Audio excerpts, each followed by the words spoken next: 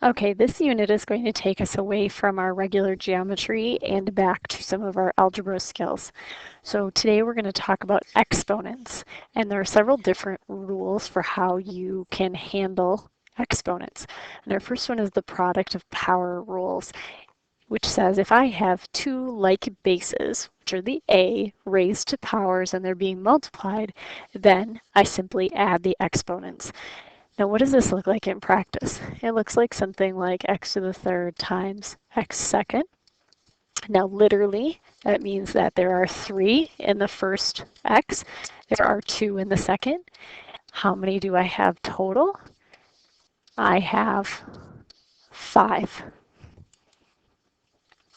Another interesting thing to think about when you're looking at this is to look at an example like 2 to the third times 2 squared. So literally, this would be 2 to the 3 plus 2, which is 2 to the fifth, which is 32. Notice the base did not change. And if we check it, 2 to the third is 8, 2 to the fourth, or 2 to the second rather, is 4, which is 32. Now the quotient of power rules is related to the product because obviously quotient means divide. If we have like bases being divided, we actually subtract the exponents. So in practice, that would look something like x to the fifth over x squared. In long form, there would be 5 x's in the top, 2 x's in the bottom. And we would go ahead and cancel x over x is 1, x over x is 1, and that would leave us x to the 5 minus 3 is equal to x, or 5 minus 2, which is 5 cubed. We're going to come back to another example like that on the next set of rules. The power of a power rule is if you have a quantity to a power, you actually end up multiplying. So for example, if I had x cubed to the fourth power, that literally means I have x to the third times x to the third times x to the third times x to the third. Now it's the product of a powers rule, so you'd add them all up, but it would be quicker to take 3 times 4, which is 12. All of these rules are shorthand for doing it, a shortcut for doing it the long way. The power of a product rule is like the distributive property. So basically that power gets distributed to all of the pieces. So for example, if you had something like 2x to the fifth, that would become 2 to the fifth x to the fifth, which becomes 32 x to the fifth.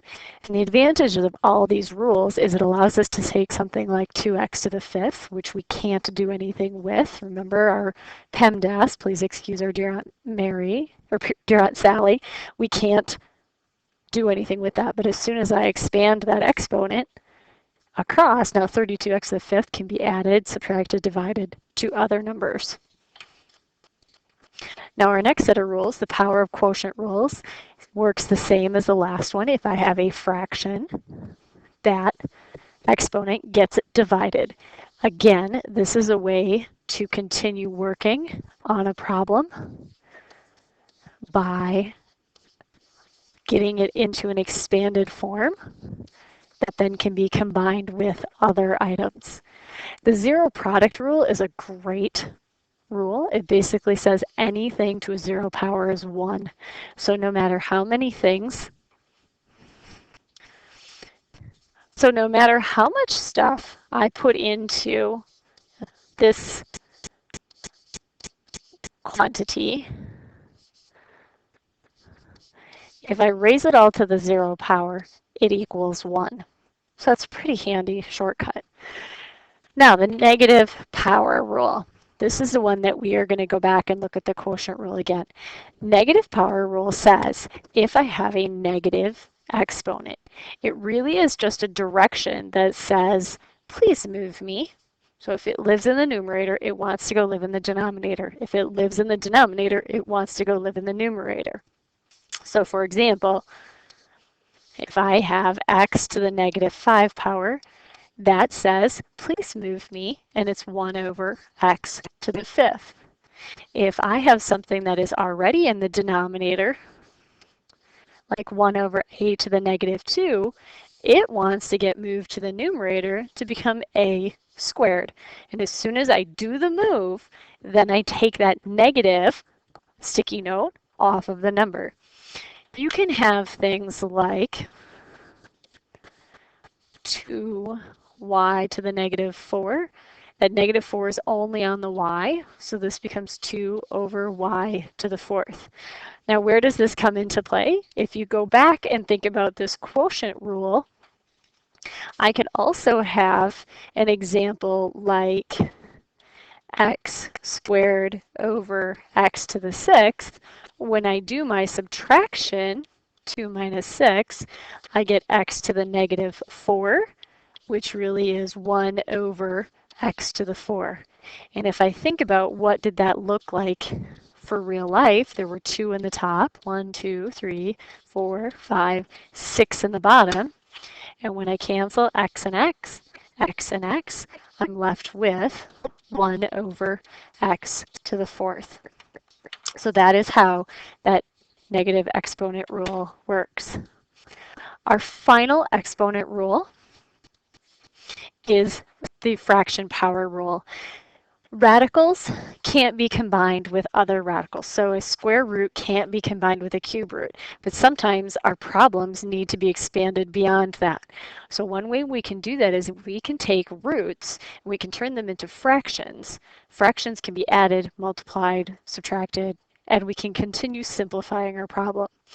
So the root, square root, cube root, fifth root, always becomes the denominator, and the power always becomes the numerator. Now, it's also okay, order of operations, to take the root first and then the power. So you can do that. That also becomes the same thing. Sometimes it's easier to work root first and then power. Sometimes it's better to do power first and then root. It kind of depends on your numbers.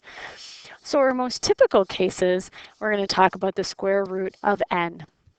No, we don't write the 2 in here for square root, and we don't write the 1, but the square root is always the 1/2 power.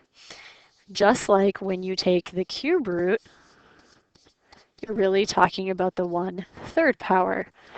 If I have something like the 5th root of y cubed, that is y to the 3/5 power. That becomes something you can simplify later. That ends the first part of this video. All of the examples are going to be in part 2.